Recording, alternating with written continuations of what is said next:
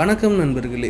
பொதுவாகவே பகல் நேரங்களை விட இரவு நேரங்களில் விசிபிலிட்டி கம்மியாக இருக்கும். காரணம் என்னென்னா, பகலில் சூரிய ஒளி மூலமாக நமக்கு எல்லாமே கண்ணுக்கு தெரியும், நம்ம கார் ஓட்டுறோம். ஆனால் இரவு நேரங்களில் நம்ம காரினுடைய ஹெட்லைட் எது வரைக்கும் தெரியுதோ அவ்வளோதான் நம்ம கண்ணுக்கு தெரியும். அதுலேயும் மழை காலங்களில் இன்னும் நமக்கு விசிபிலிட்டி குறையும். காரணம் என்னென்னா, கண்ணாடி ஃபுல்லாக மழை தண்ணி, அப்புறம் வைப்பர் வேறு இங்கேயும் அங்கேயும் போயிட்டு வந்துருக்கும். இது எல்லாமே நம்மளுடைய அந்த பார்வையை குறைக்கும்.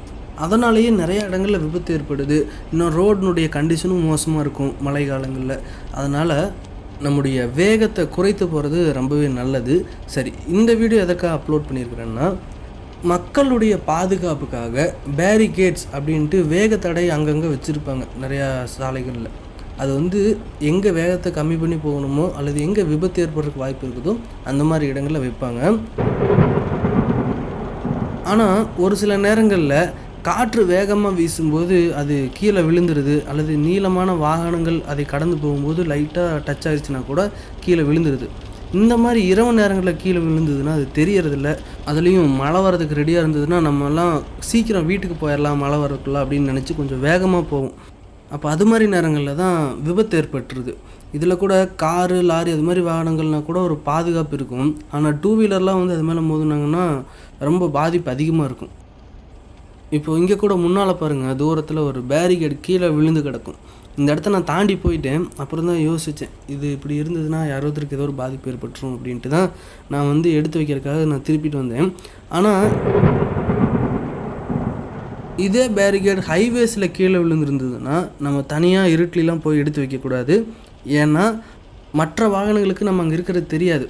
கடந்த ஆண்டில் இந்த வீடியோ நான் போடுறதுக்கு முன்னால், ஒரு வருஷத்துக்கு முன்னால் ஒருத்தர் அப்படி தான் நல்லது செய்கிறதாக தான் நினச்சி அந்த பேரிகேடு கீழே விழுந்த பேரிகேடை தூக்கி நிறுத்திட்டு இருந்திருக்கிறாரு ஹைவேஸில்.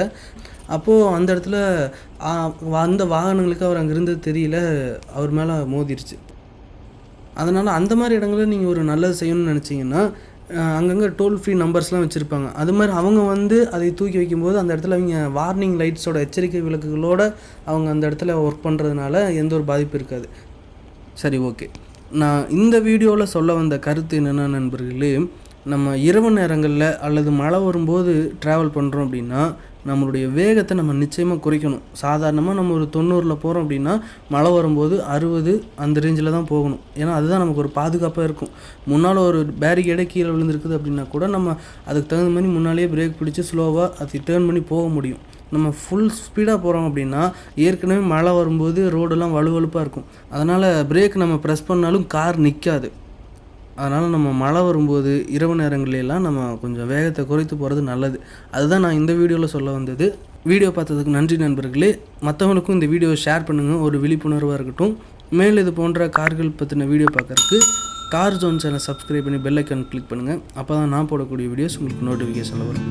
நன்றி.